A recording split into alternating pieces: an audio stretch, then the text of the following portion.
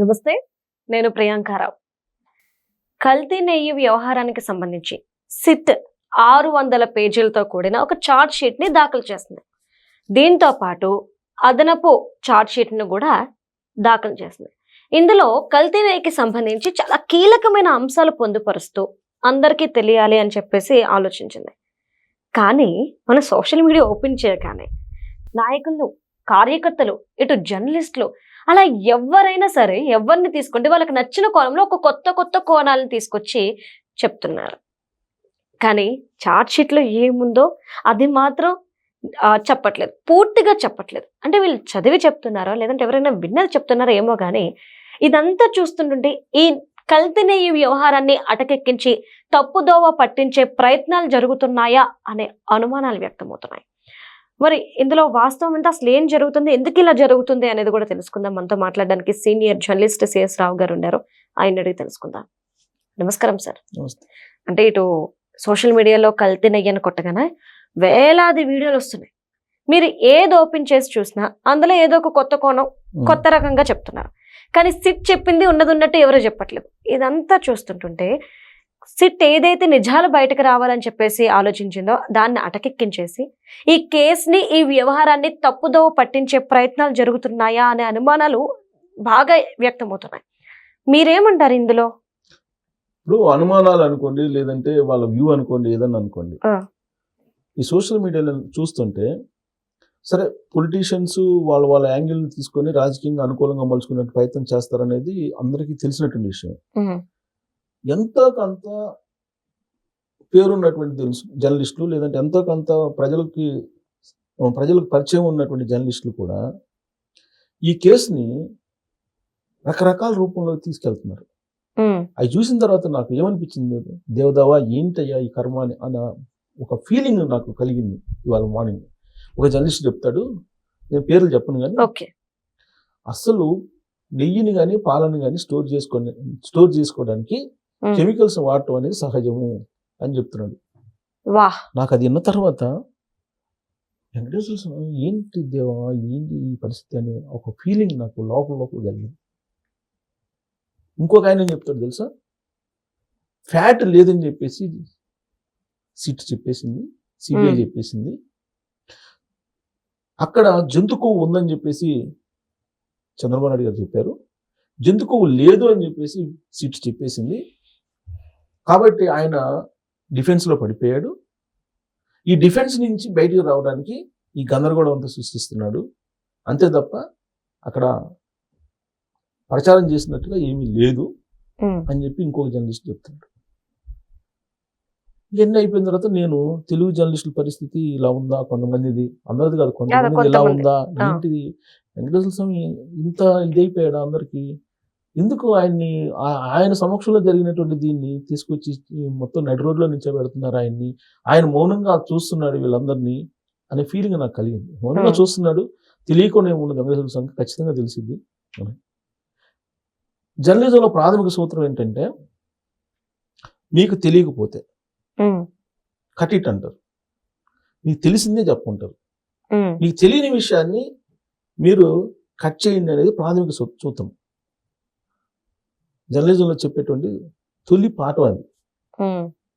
Cut it అంటారు. ఎందుకు cut it అంటే jack of all none of master journalist అంటే అన్ని విషయాలు మీద ఎంతో కొంత అవగాహన ఉంటుంది, కానీ దాంట్లో మాస్టర్స్ కాదు, దేంట్లో మాస్టర్స్ కాదు. ఇది jack of all none of masters అంటారు. అందుకే జర్నలిస్టులు చెప్తారు, నీకు తెలియనప్పుడు కట్ ఇట్, దాని జోలికి వెళ్ళకు అని చెప్తారు.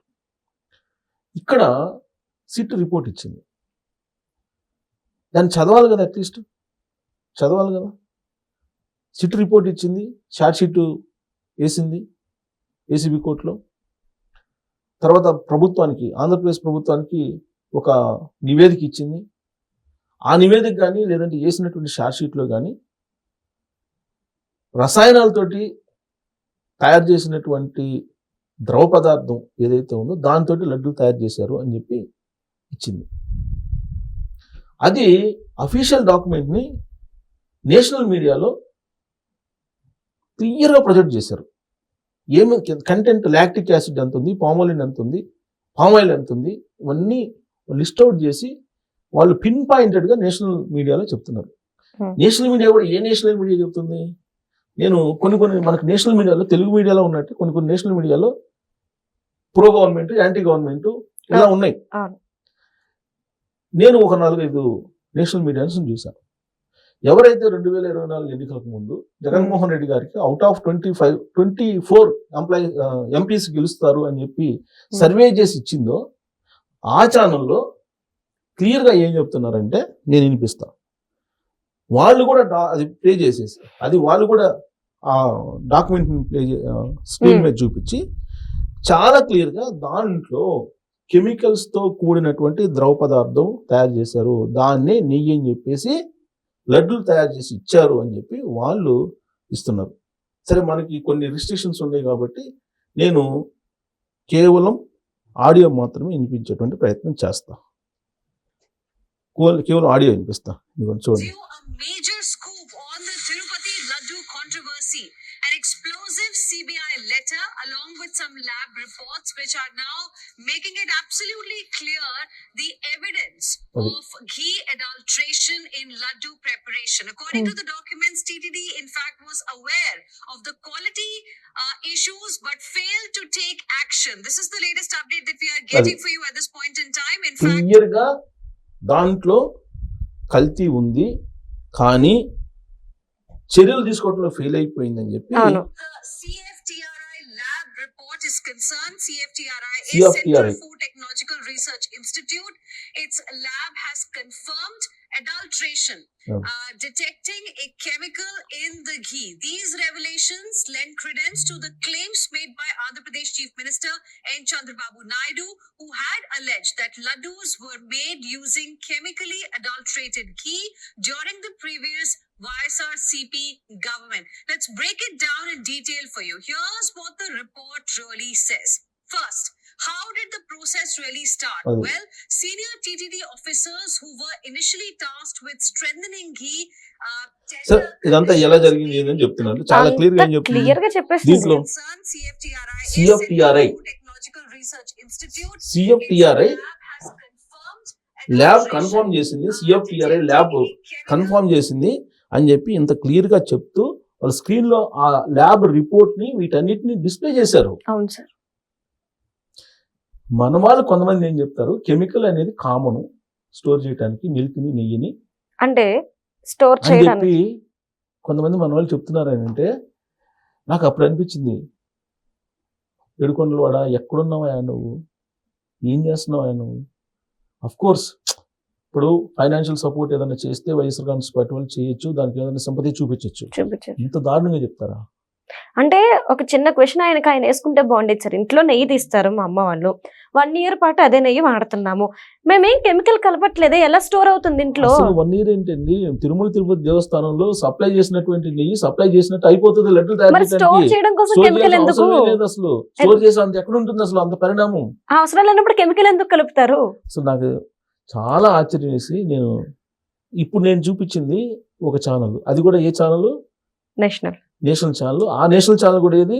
వైఎస్ఆర్ కాంగ్రెస్ పార్టీకి సంబంధించిన సింపతి చూపించేటువంటి ఛానల్.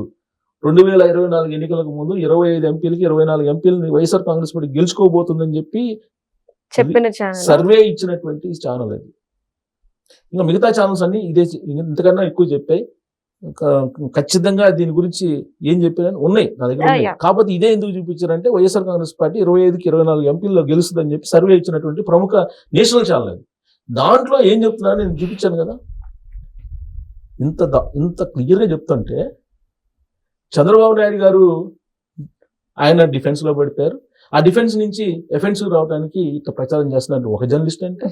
ఇంకొకళ్ళు ఏమంటారు, కెమికల్ కలపడం అనేది కామన్ అని చెప్పి అతను మాట్లాడుతున్నాడంటే, నేనైతే వాళ్ళ పేర్లు మెన్షన్ చేయదలుచుకోలేదు, కానీ బాధేస్తుంది అంతే. ఈ పాటికే జనాలకు అర్థమై ఉంటుంది. బాధేస్తుంది అంతే. ఇప్పుడు ప్రతి వాళ్ళకి ఒక వ్యక్తిని చూస్తే మంచి అభిప్రాయం కలుగుతుంది, ఇంకొకరిని చూస్తే వ్యతిరేక అభిప్రాయం కలగచ్చు. లేదు, వాళ్ళ దగ్గర నుంచి ఆర్థిక లబ్ధి పొందుతుంటే మీకు సింపతి చూపించుకోవచ్చు. కానీ ఇదేంది, ఇది కెమికల్ కలపడం అనేది కామన్ అని చెప్పి చెప్తున్నాడు అతను. నాకు అసలు ఏంటి ఇతను అని నాకు అర్థం కాదు అతను చెప్పేది. అంత దారుణంగా చెప్తుంటే నాకైతే ఎవరిపైనా నాకు కోపం లేదు, కానీ వెంకటేశ్వర స్వామిని తలుచుకున్నా. ఏంటండి వెంకటేశ్వర ఈ ఏడుకొండలు ఆయనే వాడే చూసుకుంటారు ఏడుకొండలు వాడే ఏంటి వాట్ ఇస్ దిస్ అనుకున్నా. రైట్, ఏం జరుగుద్దో చూద్దాం సార్. ఇప్పటికైనా తీరు మార్చుకుంటారా, అదే కంటిన్యూ చేస్తారా అనేది. Right, thank you so much.